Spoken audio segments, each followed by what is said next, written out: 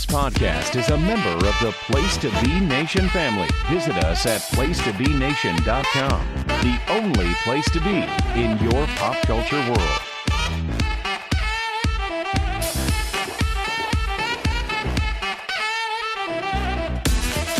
Welcome to the NBA Team Podcast. I am one of your co-hosts, Andrew Riche. I am back after a little bit of PTO. I'm joined by Adam Murray. Adam kept the house nice and tidy for me with his solo act, where he bored us to tears with his World Cup talk that nobody cared about because we're all Americans, and the internationals will never take over our sport.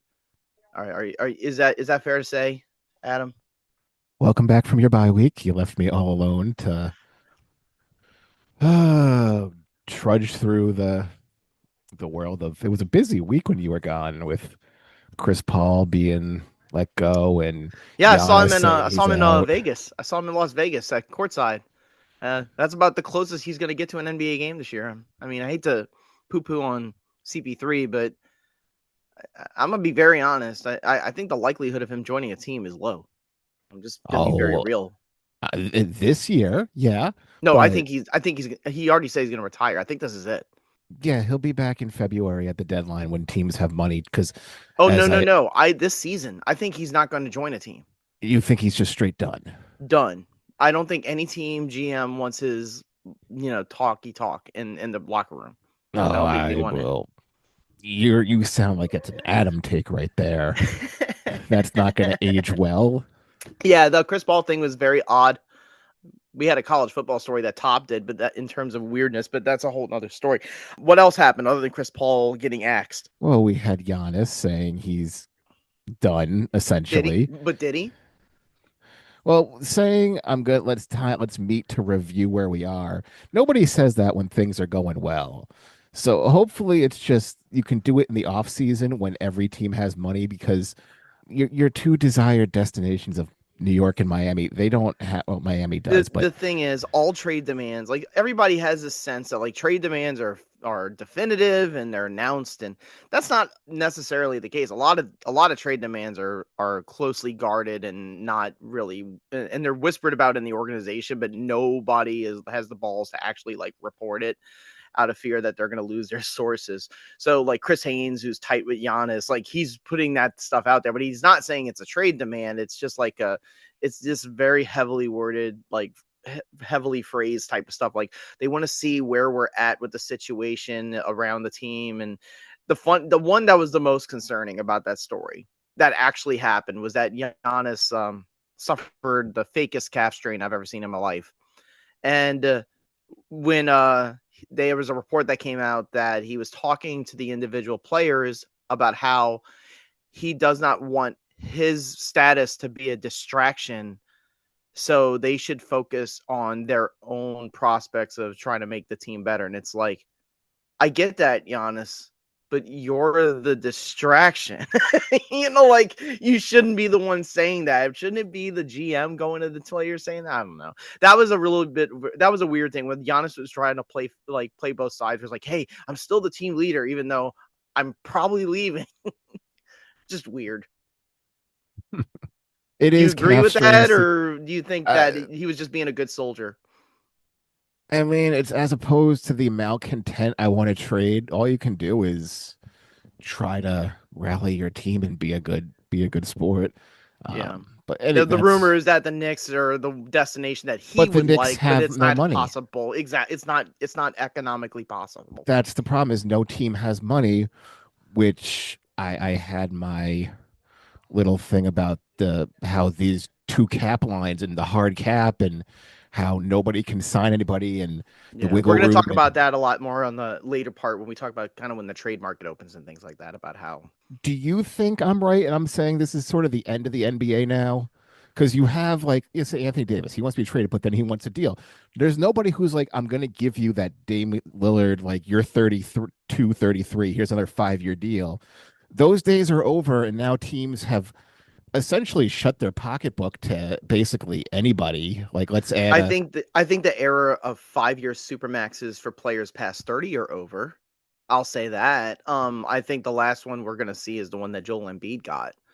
You have, like I said, Dallas. Like they don't have even minimum salary money to spend for anybody. You have New York, who's 100,000 under this cap, and all Hmm. these teams are just hard capping themselves, and they can't make any moves, and nothing can be done. That's not good for the league. Yeah, that's you. Well, it's all CJ McCollum's fault. You know this, right? I mean, we all know it's his fault. That's why he got sent to the Wizards as punishment.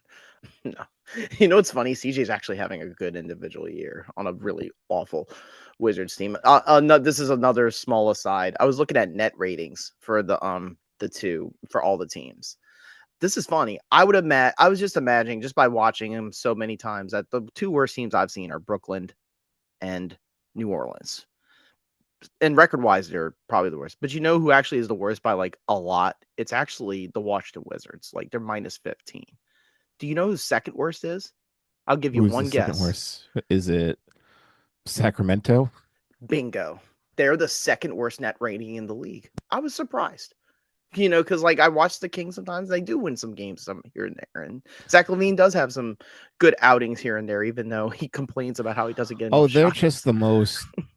There's nobody who feels bad for him. There's nobody But do you think who. the There's, Pels and the Nets are better than the Kings? I would say probably not. You know? but you also have to look at the future ranking. You can't just say, well, based upon wins and losses, team A, B, and C is the worst. Yeah.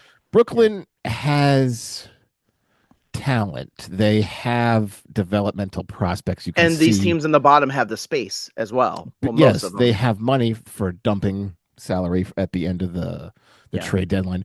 New Orleans has Jeremiah Fears and Derek Queen, whom they can build upon. Yeah, Sacramento has nobody. You had for the first few weeks of the season, Nick Clifford was the guy. Then all of a sudden, he just started. His minutes dwindled up.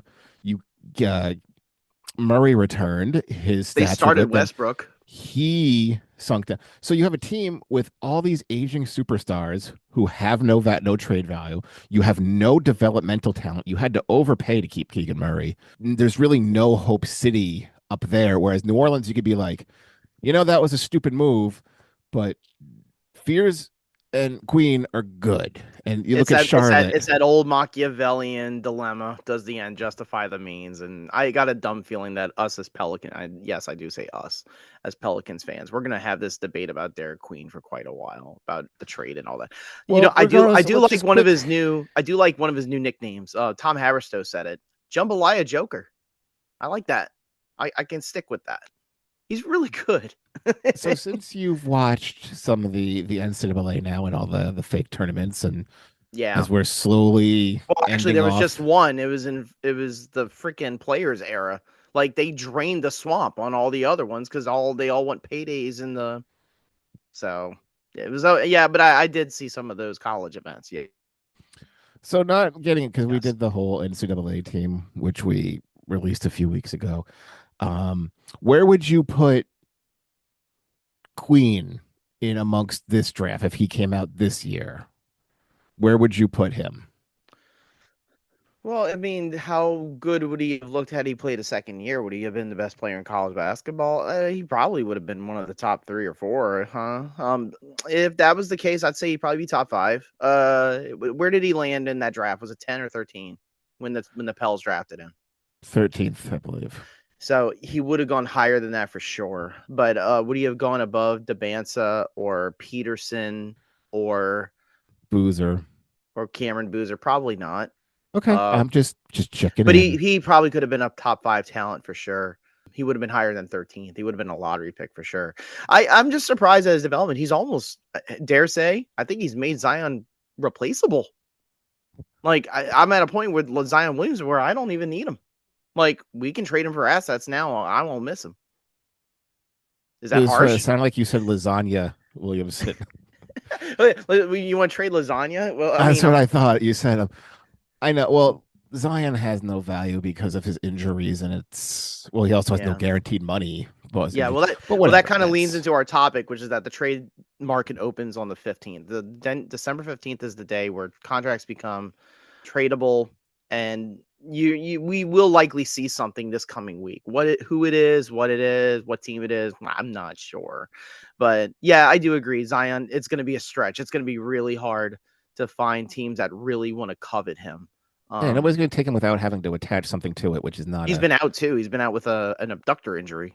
The NBA Cup is in its final now. Though there was actually a little bit of intrigue for me because I did enjoy, first of all, the Spurs absolutely exposed the Lakers in LA defensively. The Lakers played everybody in a knockout situation, and the Spurs, without Wemby, just humiliate him. Stephon Castle did whatever he wanted.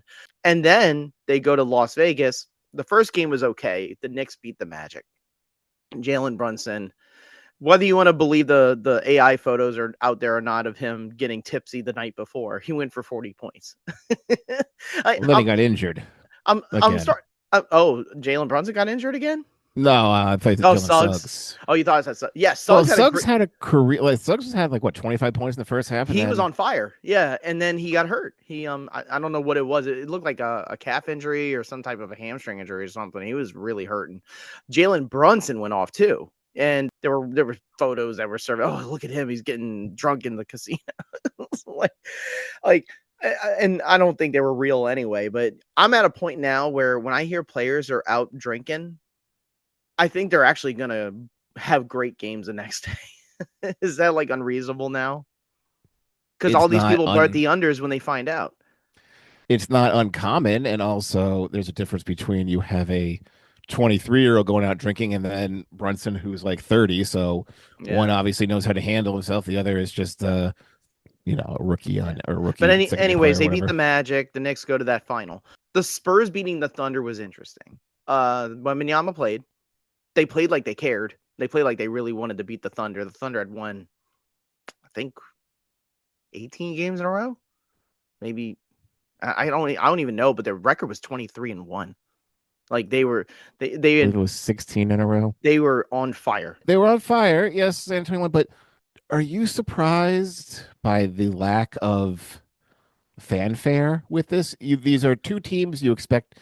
Essentially the next 5 years of the NBA is going to be these two teams on top, and nobody seemed to even bat an eye about anything. When you say fanfare, I just need more clarity. Do you mean in the stands? It's in nobody cared, or just nobody in general? Cared at home. The lack of any interest amongst the general populace. Well, Adam, they were all watching John Cena's last match. Okay, like sometimes there's just not enough room in the social media world for everything. No, that actually did happen. But anyways, yeah, I felt like watching it. You know how you watch those NCAA tournament games and you feel that airiness, like when a big play happens and you don't hear the noise and you don't hear the groans and you're kind of like, oh, we're in a neutral site.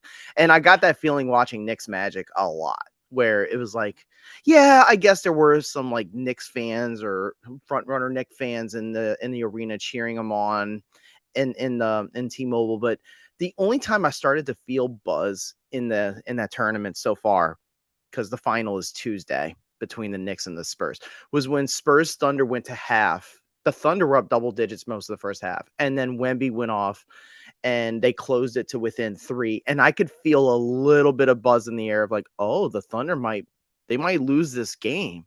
And the second half was ultra competitive. Shea did not have the greatest game. Jalen Williams was really bad, and Vassell was awesome. So it was just a combination of things where Oklahoma City just didn't have their best game, and San Antonio played well enough on defense to win. But I did get the sense in that game that it was fun. But Adam, I do understand what you're saying, that I feel like that for the Thunder, it feels to me like the league is not desperately, but they're trying to grasp at some sort of angle, some sort of character that they can mold out of the Thunder, of what they are, what their identity is. They want like a Shaq, Kobe, Golden State Warriors with Curry and Clay. They want that kind of identification for fans with the Thunder. And I think that's just hard for fans to grasp, because their style of play is not necessarily like the most aesthetically pleasing, and also their star player is not this loud, rambunctious look at me type of player, and he doesn't have a flashy style. And I'm not trying to poo-poo on Shea Gilgeous-Alexander's style of play. I think it's extremely efficient. But when you're known as the free throw merchant on the internet, that's not good. Just makes it look like you're hunting for shots. I think they're trying to mold something out of this Thunder team because they see the path. They see how close they are in terms of like, if they keep going at this rate of winning games, they might actually break the 73-9 record that the Warriors set in 2016 or the 72-10 record that the Bulls did in 1996. But those other two teams had way bigger stars and a lot more fanfare, and the Thunder just do not. So I do understand I get what you're saying, that there is this sense that they're trying to figure out, like, are we promoting this team well enough, or are they promotable at all? I know that, but it could just be you have the shenanigans with college football, the shenanigans with the NFL that just overshadow The shenanigans within NBA locker rooms, talking about who hates who's getting fired, point shaving, trades. Like, that's sexier for people. They like talking about things. Like, it's one of those dog whistles. Like, and you hear it on First Take all the time. Like, they only respond to like 3 words: LeBron, Durant, and trade. And free agent. And that's Steph. all they respond to. Yeah, it's Steph. That's all. yeah, and you're holding on to that, and the tides are changing, and ESPN. I've said many times, it's just my anti-ESPN rants, but I don't know. It just seems weird this year. It's everybody has calf injuries. Everybody's just complete lack of interest in most things, and you would think there'd be more with LA and New York both being real good right now. They'd try to push it, but maybe it's just too early. And What do you mean? Wait, LA as in the Lakers? You're well, the saying Clippers Lakers are good? aren't doing good. What are you talking about? Rich Paul just said that they're not playoff worthy on his own podcast. He represents LeBron James. Yeah. I'm being facetious. I thought that was actually legitimately funny. I already talked about how there are definitely holes in the Lakers, like what they do. Like, defensively, they're very bad. But LeBron, It's early regular season, and if we know every year from Orlando being good early every year and then falling. Yeah. It's You know not what's funny? They were sucking early, then they started playing great leading up to the Cup. Now Paulo's back. Franz Wagner had a very scary injury. I thought he tore his ACL. Looking at it, it actually was a high ankle sprain. I don't know how it happened. But they got very lucky. So they'll have Franz back, but he's going to be out for about a month. But Paulo's back. I mean, thank God for Anthony Black. Anthony Black's playing well.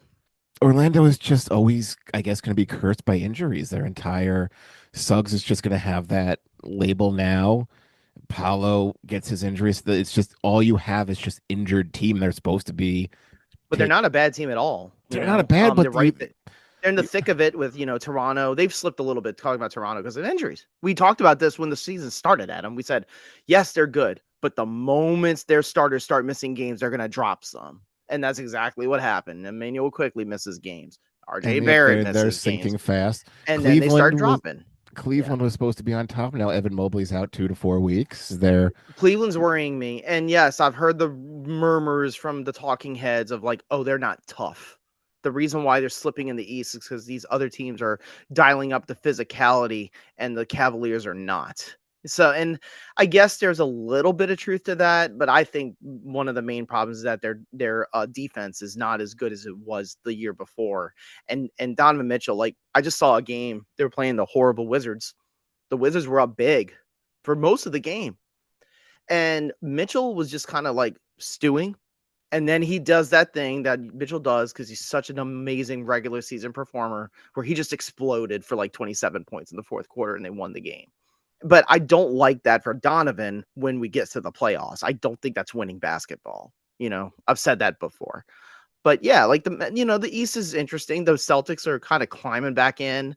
I still think they're like a touch behind New York and the Pistons. What do you think, though, of this general consensus that's starting to form with people that no matter who wins the East, it doesn't matter because they can't beat the Thunder or the Nuggets or the Rockets? Most likely, but New York. I don't know about that. We had always said it was going to be New York and Cleveland on top. The fact that Boston is in third place, to the surprise of everybody, myself being the most surprised, Hmm. Just shows how everything is mediocre. But when playoff times come, yeah, it's going to be New York and Cleveland who are built to take on the West. If anyone else gets through, it should be an easy ride. The problem with the West, as we have said every year, and more so this year, if you're Oklahoma City, you still have to go through, or Denver, you still have to go through three tough teams to get to the finals Hmm. anyway. So you're going to be Yeah, like one someone's down. gonna like. Are the Lakers perfect? No, we just talked about that, but someone's got to play them. The Warriors, the Warriors offensively are trash. That's the problem. Did you realize, Adam, that Jimmy Butler is slowly morphing into Ben Simmons? Like where he What do you just mean he's getting old and just old no, and he old? refuses to take shots. He just passes all the freaking time. Unless he's doing that playoff Jimmy thing where he's like, I'm gonna save this for the playoffs, which works until you get too old to the point that you can't do it anymore. Like LeBron James. Like Oklahoma City and Denver, you still have to beat a Golden State, Mm-hmm. a Lakers team, and then let's just say right now, Oklahoma The City would Wolves, have to go through um, probably Phoenix or Memphis, then San Antonio, Minnesota, something like that. then Denver to get Yeah. that's Denver has would have Houston and then Minnesota and Mm-hmm. then like those aren't cakewalks in any which way. Every single round, like the first round in the West is like the finals in the East. Like, oh well, Toronto or Milwaukee are You going to know, they give. say, but here's the thing that I have always like had issues with that debate. At the end of the day, when the East plays the West, they don't care how they got there. Matchups are No, oh important. yeah, you're Star right. All power you is need is a important. all you need is a ticket, and that's all they're And going and yeah, after. there are situations with and years and eras where like, oh yes, this conference is clearly better than the other conference, and if this team wins the West, they're probably going to win it all. And if we get to that point when the season ends and it seems self-evident, we'll talk about it. I just think it's a little too early to count out the East, an entire half of the league that early. Like I just think it's a little bit of a rush job. Like I think the Pistons are still awesome. They have dropped a few. They're still looking really really good when they play well. They play physical. They can make threes now. They rebound the ball well. Did you see that think piece that basically like the new thing that all the coaches are obsessed with and all the GMs are obsessed with is basically going double big so they can get offensive rebounds, and that's what ignites their offenses now. What's ever evolving? If you, that's how you take out teams who just It's put out five guards and shoot threes all to the day. point where they're focusing the analytics now on offensive rebound percentage. It's like, oh, if we get more extra possessions on our side of the court, we're going to get better shots. Now they're focusing guys like Mitchell Robinson and Evan Mobley to just stay there in the paint and get offensive rebounds. It's speaking of which sums up basically the NBA right now for me and everyone else. Did you see um the since the NBA is a highlight league now? I think it was Kloek. He throws a pass. You're Hotporty's talking about the right Knicks backup big man. past him. He was going to dunk it. Instead of dunking it, he kicks it out for a three that they brick, and then the point guard is just yelling at him like, "Why the f did you not dunk it?" And that's just like you pass up a dunk for a three, and that just sums up everything. Well, if Tyler Kolek really wanted to get his point across, he should have done what Desmond Bain did to OG Anunoby and just thrown the ball off of his head. just to teach him a lesson. No. That was a funny moment. Desmond Bain is basically becoming, and I say this in a complimentary way, he's becoming Draymond Green with a jump shot. Like, don't piss him off. Like I kind of like it. I like the physicality, Adam. Like it's sort of a throwback. Like I like the aggression. Well, I like the testiness. I as want we it. said with Desmond Bain, it takes a while to integrate And his a, offense is getting better. Yes. a new player into the system, and it took Paolo going out to how do we unlock this and make it more of a shoot? Because, like I told you, you just watch him; he would just sit in the corner, and Paolo's not going to pass it. He just wants to ISO mid range it. And Mm-hmm. now Franz is out, so here on everybody's, we should just call like this season 2 to 4 weeks. That's what everybody up. But yeah, and we have our earth fallers, like all those teams that either that we kind of felt they were in this area outside the plane, they were going to settle there and fall back to earth, or they had a hot run and then they kind of did what we thought they would do, like the Bulls, the Well, we're Hornets, at the the quarter point Jazz. right now, and Mm-hmm. everything has shooken where you expected almost. And I'm not trying to poo-poo on the individual players on those teams. Like Keontae George is having a great year. I have actually enjoyed James Harden on the Clippers. Outside of the Clippers, everyone is kind of where they should be. Yeah. And in the East, Chicago's out of the playoff picture right now, but that's where we kind of expect him as well. And Philly, riding there at 14-10, kind of, yeah, you can't predict what they're going to be. And how was it? You have the guards running the show now, and Embiid and you know what's funny about that? You mentioned that. I was thinking about this. They had a game. Maxey sat a game. I don't know why he sat it. It may have been illness, DNP illness, kind of BS. But they had a game where they actually played Joel Embiid and Paul George with VJ Edgecombe, and Oubre's still out. And they basically just ran the offense through Joel Embiid and Paul George, and it was kind of funny because I was watching it. And I was thinking to myself, wait a minute, this was the team that Daryl Morey envisioned when he put these two guys together. They were playing the Pacers, and they did win the game. And Joel Embiid went for like 33 points and 9 rebounds, and Paul George wasn't terrible. But I was thinking to myself watching this, I was like, this was the team you envisioned that would be a title contender in 2025 and 2026. Like, no, like Tyrese Maxey is the star now. That's the one thing about when you did your solo act last week that I did take issue with. It was this whole, first of all, you sit here and you say, well, who wants to watch Josh Minott and Neemias Queta? Well, you do, because you're a Celtics fan. So you're being a hypocrite right there. I meant, who wants to watch all these stars injured and in then you general have backup? Not but due to salary cap. This is what the team is. It's just you're paying all the to DNPs see due to the soft tissue injuries. I understand exactly. that. But here's my point. Tyrese Maxey was a backup for like multiple years in Philadelphia. Kelly Oubre was a journeyman.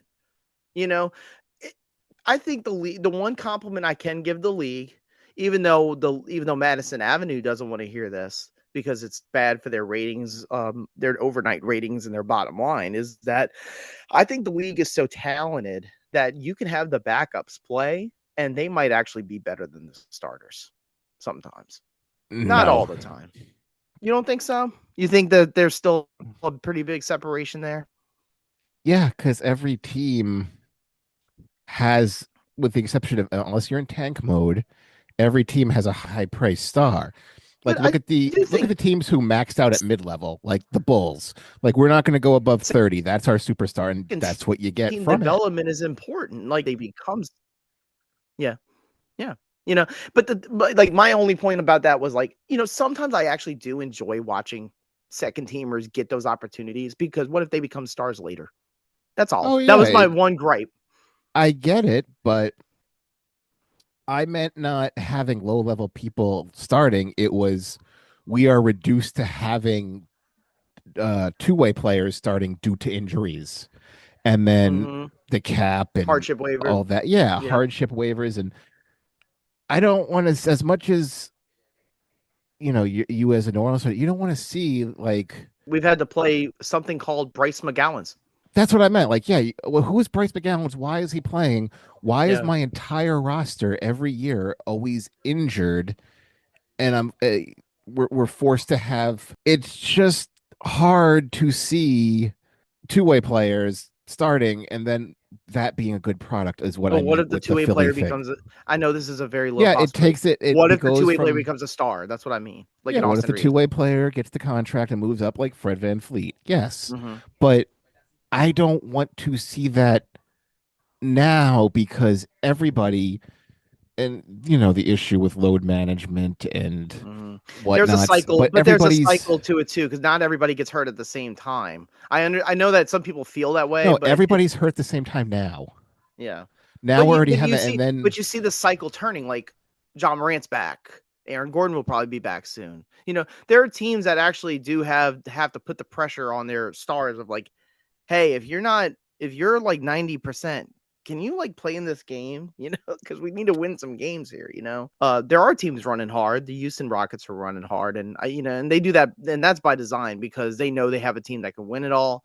And that leans to like the trades and whether or not a lot of teams are going to have the room and the ability and the flexibility to do things because of the fact that they know that this is the year that they're spending the money. Like you look at the tax lines and But when it's all said and done, and then nobody makes the 65 game threshold, and then you have the defensive player of the year like being in a regular year be like the fourth or fifth one, and just having all these all-stars, like that's a down year if everybody is out. Everybody's out now. It's really early for everyone to be era out. of, I mean, to be honest with you, when you're in an era of Victor Wembanyama, any year he doesn't get it, you can put an asterisk on it in reality.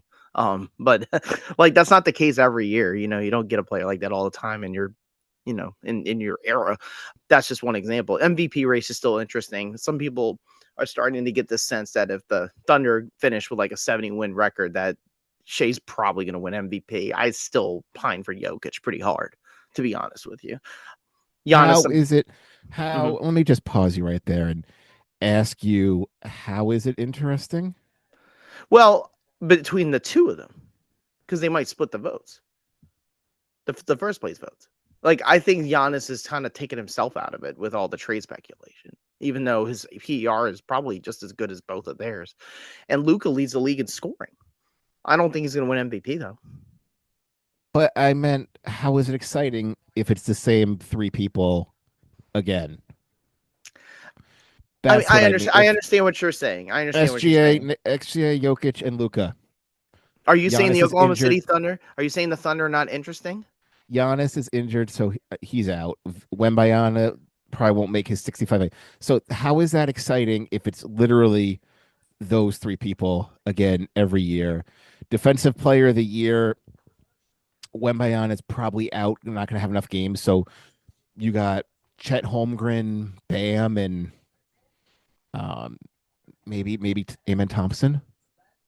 Oh God, no, no way. But who's left?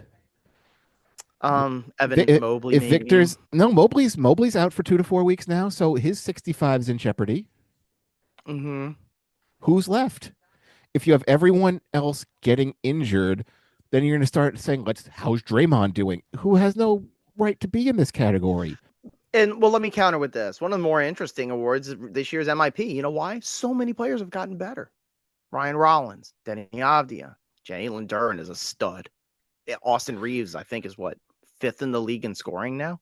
I think it's between Avdia and Reeves are the two. AJ freaking Mitchell. That's one of the reasons why the Thunder are so good. They have a backup point guard who's very good that nobody bid on in the draft.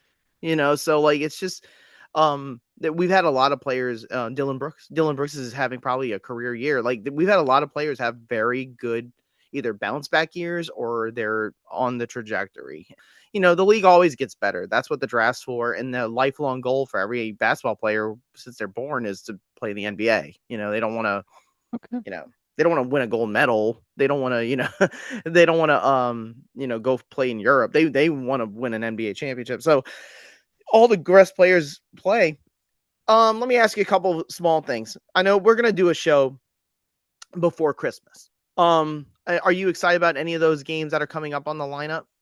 I couldn't even tell you who they are. I'll tell you who they are. You ready? It's the same. New York plays at noon. They'll probably have Golden State, Miami. They'll have the really cool meme where Donald Duck and Mickey Mouse are playing and stuff. But Cavaliers, Knicks, Spurs, Thunder again. Mavericks, Warriors, Rockets, Lakers, Wolves, Nuggets to finish, and they're all on ABC. All West Coast teams. They'll be background if that, and I bet you the NFL games will outdo those anyways. Yeah, because the NFL has taken them over. Yeah, they are playing on Netflix. The NFL. That's why it's all Western teams, and it's all. I don't want to say I have a lack of excitement for all this. All of a sudden, it's just. I don't want to see it's the Warriors every year at the time. And we're throwing Dallas in there. Dallas is terrible. That game's not going to be watchable. Yeah. But we are seeing that point of the year where, football's running out of networks are running out of football inventory. Bowl games are finishing up. The playoff games will be over. Well, then bowl games are dead. Well, I understand that, but they still play them because of sponsors. But they do also have those expanded playoff games, and then you have your NFL playoffs. So they're getting to a point now where they're running out of games to air that are football. So I just saw a news note that NBC is gonna switch it up, and they're gonna right before Christmas they're gonna do or the New Year they're gonna do double headers both on NBC instead of doing one on NBC and one on Peacock, which I guess goes to show that they know that this is going to get ratings if they put back-to-back games on prime time. Some people think because one of those games was a Maverick game. Some people think that was a tip off to the network that Kyrie Irving is going to be back before Christmas. What do you think of that? I think it's that maybe, they spent a ton of money and then they're putting it on Peacock only, so they're not getting as many viewers as they possibly could. So what are we going to do? We're going to the late night is in reruns, right? Yeah, we're going to put garbage on it. Like, you have the like, put it on there. It's not hurting you anyways. So you don't believe the Kyrie Irving stuff? Who knows when he'll be back? Who knows even if I think he's ramping up. I could say that. I do think he was getting ready to come back. Do you have any other final questions? I mean, we're not talking about World Cup. World Cup talk is banned now. But not banned. I gave you an update. You wanted it, so I thought I did want it. That draw event was a giant fucking waste of time. I alluded to it. Just I started to go into it in depth, comparing them to teams. Like, no, we don't know anything. So here's your quick favorites. Move on. Give me a pick. Give me a pick for the final of the NBA World Cup on Tuesday night between San Antonio and New York. Probably be San Antonio. I got San Antonio too. I think they're just gonna ride the momentum from beating the Thunder. Yeah, I'm trying to figure out if there's any trends from the last two. The Lakers beat the Pacers, and then the Bucks beat the Thunder. You know what's funny though about that game though? I don't know if you know this or fans know this. It doesn't count to your regular season record. So if the Knicks, whoever wins or loses, that doesn't go against your record. That'd be your 83rd game. Because the 83rd game, it's a way for them to get free games out of players. But this championship on a Tuesday, where a tournament that nobody really understands. I'm more power to them. Whatever. Those who will watch. Those who won't. Anywho, as always, you can catch the archives. Place to Be Nation. Please search. We'll be around for the holidays. All your feeds, all your podcast apps, we are available there. So just search for the NBA team. So for Andrew Riche, I'm Adam Murray. We'll maybe see you next year. Maybe.